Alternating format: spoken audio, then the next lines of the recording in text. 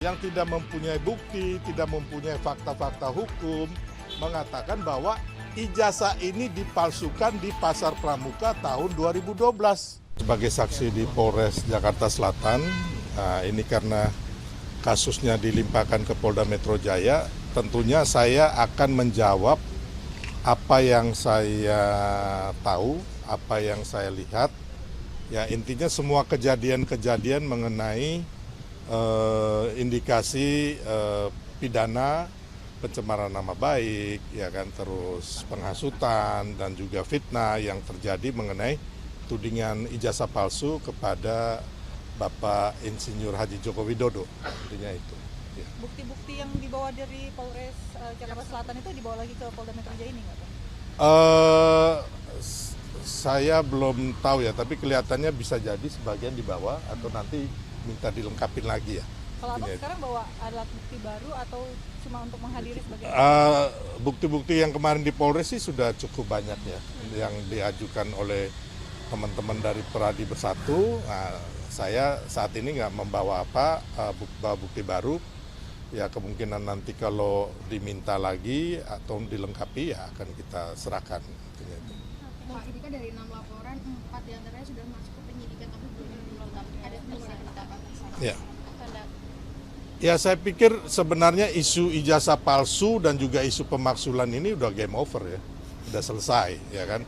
Tinggal kita lihat drama-drama dan telenovela yang akan terjadi mulai nanti penyidikan, terus ditetapkan para tersangka, mungkin lebih banyak dari 5 nih, ya kan.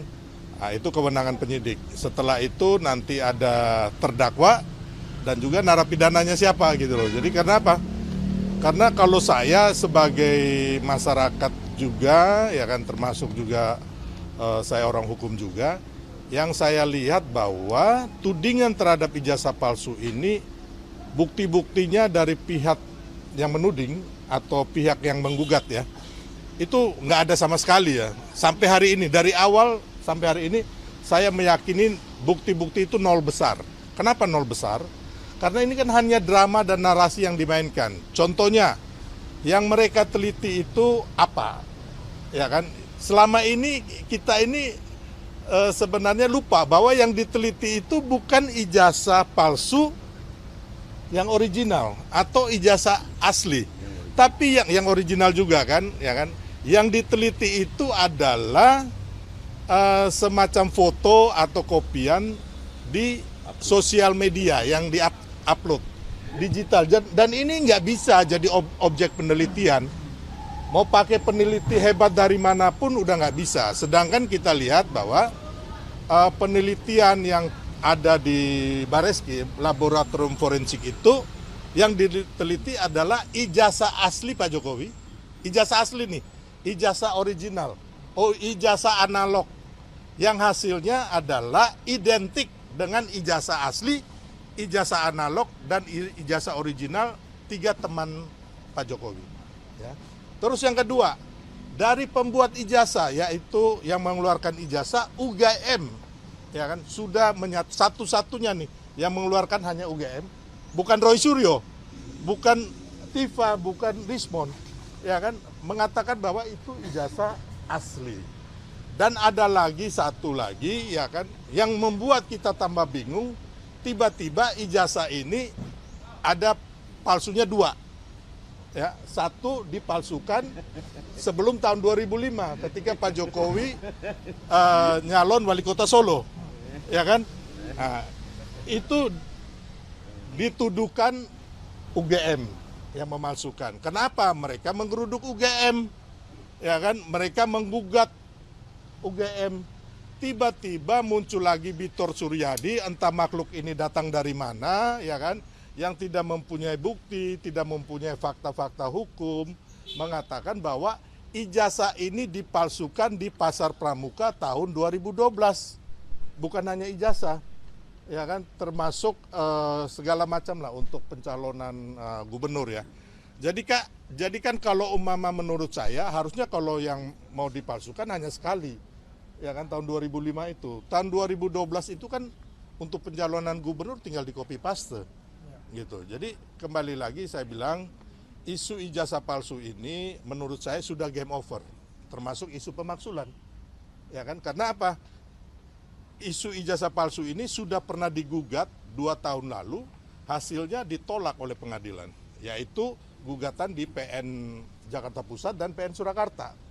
Ya kan? Bahkan ada yang mengeluarkan menuduh ijazah palsu ini sudah dipidana, yaitu Bambang Tri dan juga si Gus Nur, ya kan? Nah, kemarin kawan-kawan ya kan bahwa ijazah gugatan Dumas di Mabes Polri itu sudah kandas dengan sendirinya. Karena satu, nggak punya legal standing, nggak punya bukti-bukti yang valid.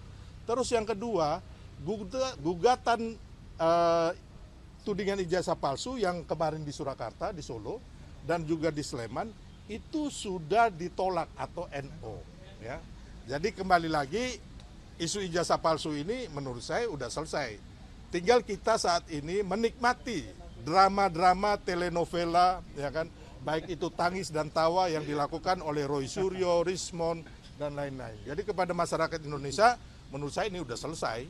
Tinggal ini bagian hiburan aja, ya kan. Bagaimana saat ini kita kembali lagi sebagai anak bangsa solid untuk mendukung pemerintahan Pak Prabowo dan Mas Gibran untuk Indonesia maju, ya kan. Apalagi kita menjelang ulang tahun yang ke-80 ya. Ya mungkin dari saya. Hari ini juga akan turut mendesak KPMJ untuk segera menetapkan tersangka atau gimana? Oh enggak, itu kewenangan ya, kewenangan PMJ. Kita biarkan Polda Metro Jaya, jangan sampai ada yang mengatakan bahwa diintervensi. Karena menurut saya tanpa intervensi atau tanpa dorongan kita, melihat indikasi pidana-pidana yang terjadi, fakta-fakta hukumnya, ini nggak ada yang bisa mengelak ini.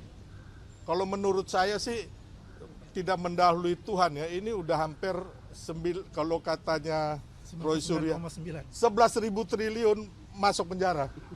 Ini ya. Jadi intinya bahwa tanpa kita mendesak ya kan, biarkan saja Polda Metro Jaya